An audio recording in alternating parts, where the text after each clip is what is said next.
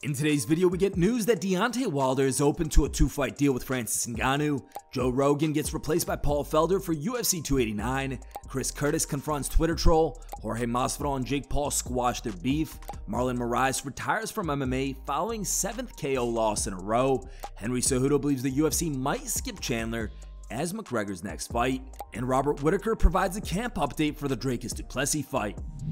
It looks like Francis Ngannou might finally get his big fight in boxing and in MMA. In a recent interview with ESPN MMA, Deontay Wilder revealed that he's been offered a 2-fight deal with Ngannou and is interested. One fight would be in MMA and the other in boxing. When can we see Deontay Wilder maybe making a crossover in mixed martial arts? I mean, that's a good question. You know, I've thought about this many times. Even with Ngannou, you know, we was talking about getting together. I even offered, you know, you always see the MMA guys crossing over, but you never see the fighters, the boxers crossing over. So I said, you know, I wanted to make it more interesting for the fans and just the whole comeback family as in a whole, you know.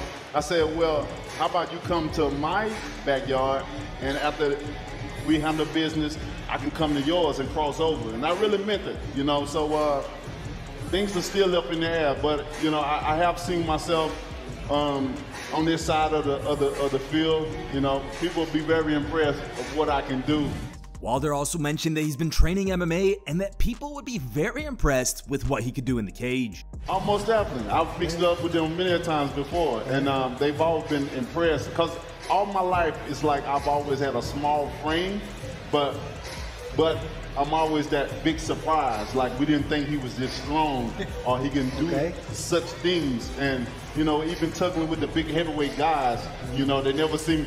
One guy I picked up off the ground and boom, he was like maybe 230, 240, and he was like, "Oh my God, who is this guy?" How do you guys like the idea of Ngannou fighting Wilder in the boxing ring and then them stepping into the cage? Leave your thoughts in the comments below.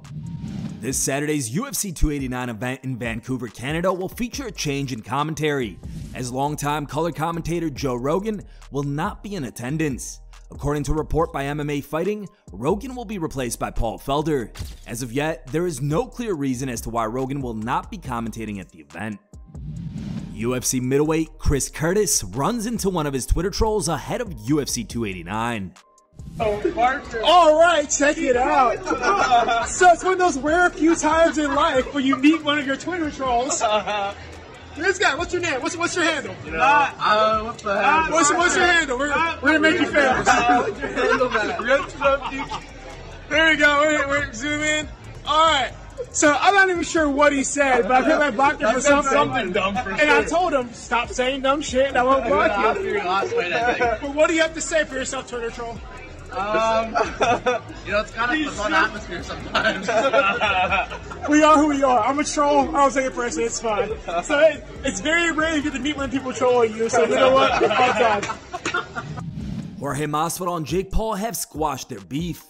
During a recent appearance on the BS with Jake Paul podcast, Masvidal and Jake discussed how their beef started and talked it out. Like, where did our beef go? And then they asked me, yeah, what's the deal?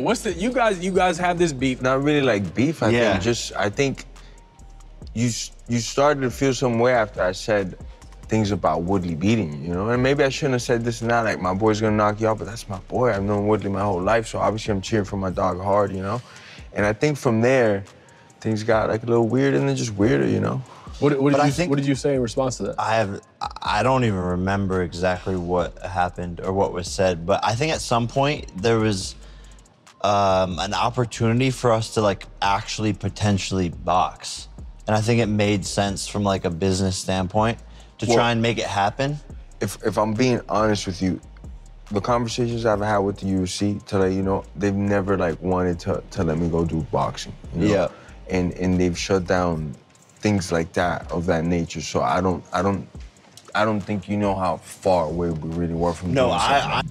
Following his 7th consecutive loss by knockout or TKO, bantamweight fighter Marlon Moares has announced his retirement from MMA. The 35-year-old's decision comes after suffering a knockout defeat to Gabriel Braga at PFL 4, which proved to be his final fight. Here's a clip from the match.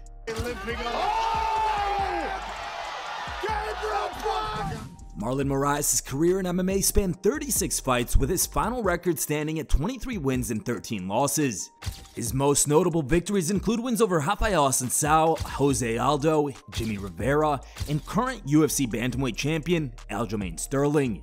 However, Moares' last win occurred in December of 2019 when he secured a split decision victory over Jose Aldo at UFC 245.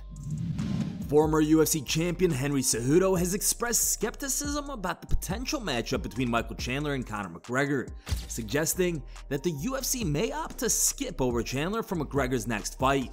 Some have even raised questions about whether the fight will ever happen. Cejudo shared his doubts about the matchup in a recent interview with the Schmo. "I could see them skipping Chandler. I could see Conor just saying, hey, I'm gonna want this guy. Chandler's entertaining, but he's not a big name. There's no UFC belt around him. He's not a legend in the UFC. He's an entertainer of the UFC, but he hasn't got there yet. I feel like Chandler, if he had the right tactics, he could potentially beat anybody in the world because he has the power and he has wrestling, but I don't think he's really kind of put those two things together that's really helped him to become a little more well-rounded in the tactical sense." Robert Whittaker shares a camp update ahead of his upcoming fight with Dricus Du Plessis, scheduled for UFC 290, July 9th. G'day guys, just thought I would give you all an update on why I haven't been super active on my socials, and that's because the last couple of weeks I have just been hammering into the training. It is that the last 2 weeks have been that midway point through the camp where every session is about performance, endurance, muscle building, cardio building. It's the hardest few weeks of the camp, it always is. And got through it, but it took a lot out of me. It took a lot out of me to the point where at no time I just didn't have it in me to do anything. So I'm giving you this update now. Camp is going absolutely perfect. Looking forward to getting in there July 8th with Dricus. It's going to be a hard fight. That's why I'm putting in those hard yards, putting in that hard work. It's and just honestly, I'm just building every skill set to the highest point it can be, and just filling up the gas tank, getting stronger. As you can see, look at this, getting stronger, and yeah, that's pretty much it. I'm just enjoying the process, enjoying the hard yards, and look forward to getting in there. So yeah, stay tuned. July 8th, me and Dricus get at it. Peace.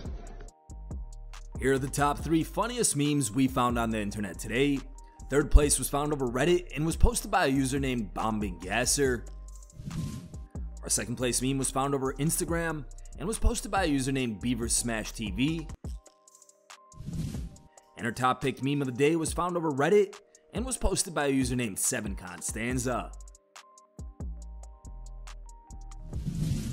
Thank you guys for watching. If you liked the video, please leave a like and subscribe to our channel to keep up with the latest MMA news.